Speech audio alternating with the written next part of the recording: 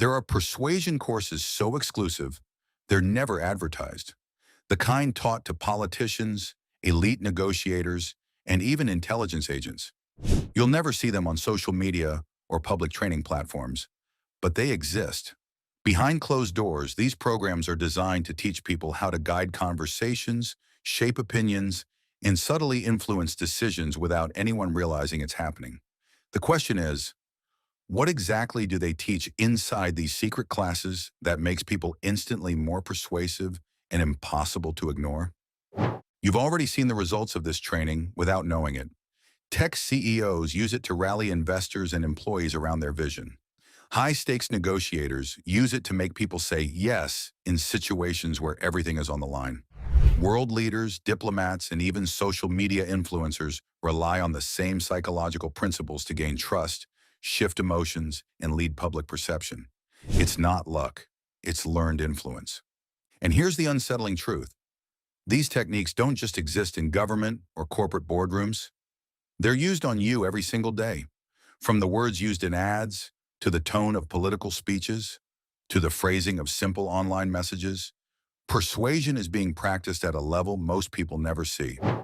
Today, we're breaking down what's actually taught in these secret persuasion programs, the psychological tactics that can change how people think, feel, and act.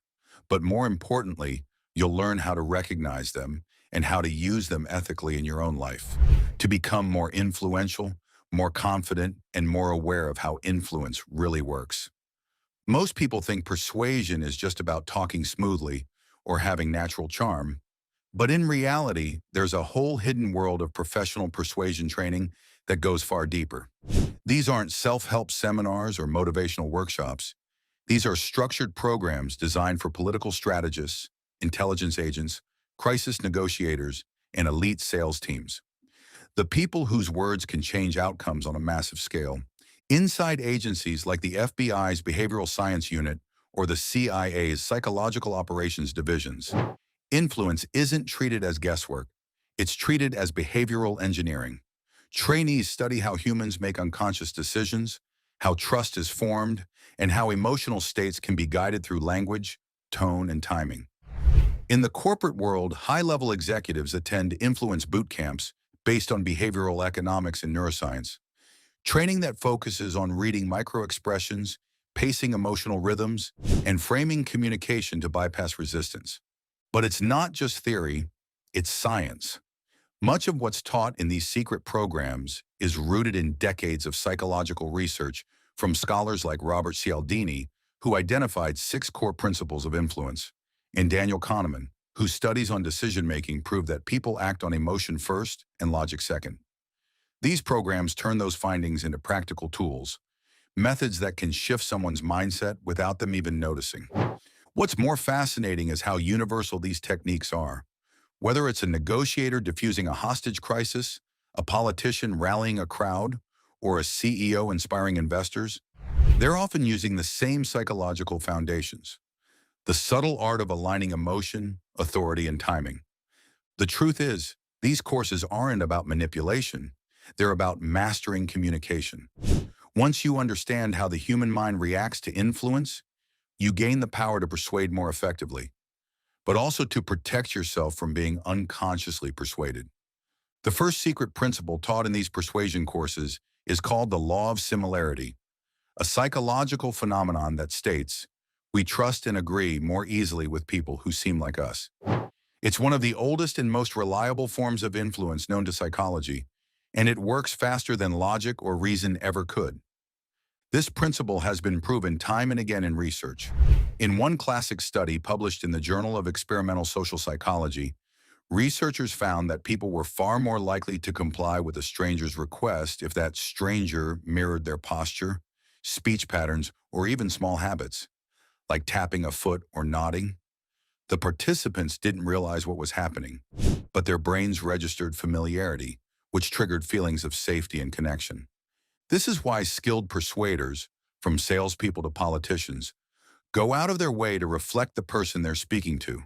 It might be matching their tone, using similar vocabulary, or mirroring body language ever so slightly. When done correctly, this activates a subconscious signal that says, we're the same. And once someone feels that sameness, their defenses drop dramatically. You can see this principle in action everywhere. A politician might dress like their audience or use local slang to appear relatable. A CEO might share a humble origin story to connect with employees. Even social media influencers use it by speaking directly to viewers' experiences. I know what it feels like to struggle with motivation, or we've all been there. That language of similarity builds instant emotional alignment. The second principle taught in secret persuasion courses is the power of scarcity. It works on a deep instinctive level. When people believe something is rare or exclusive, its value skyrockets, even if nothing about it has actually changed. This is because our brains are wired to see scarcity as a sign of importance and urgency. When something feels limited, we subconsciously assume it must be worth chasing. Psychologist Robert Cialdini, in his groundbreaking research, found that scarcity consistently increases both desire and action. In one of his classic experiments, participants rated identical cookies as far more desirable when told there were only a few left in the jar. The scarcity didn't change the quality, it changed the perception. This principle is everywhere in modern life. Limited time offer, exclusive access, only 3 spots left, invitation-only event. These phrases aren't random. They're carefully designed to tap into that fear of missing out, FOMO, and push you to decide faster. Even the elite persuasion programs themselves use scarcity as a tactic. They're not openly advertised. You can't just sign up. You have to be invited. And that secrecy, that sense of exclusivity, makes people want it even more. The scarcity isn't just a feature, it's part of the persuasion strategy. The third principle is called the rule of commitment and consistency, and it's one of the most subtle yet reliable tools of influence. Once people make a small commitment, even something tiny, they feel a psychological need to stay consistent with that choice. It's part of our self-image. We like to see ourselves as stable, logical, and true to our word. This principle was famously demonstrated in a study where homeowners were first asked to sign a small petition supporting safe driving. A week later, the same researchers asked if they could place a large, ugly, "Drive safely" sign on their lawns. The people who had signed the tiny petition earlier were over 400% more likely to agree. That small yes created internal pressure to stay consistent with their earlier stance. You'll see this principle in action everywhere. Marketers get you to click, learn more. Political campaigns ask for small early pledges. And hostage negotiators use tiny points of agreement to build momentum. Each small yes becomes psychological momentum toward a bigger one. The fourth principle taught inside secret persuasion programs is the power of authority, the ability to make people comply simply because they believe you hold expertise, status, or legitimacy. This isn't just social conditioning. It's hardwired into how humans evolved.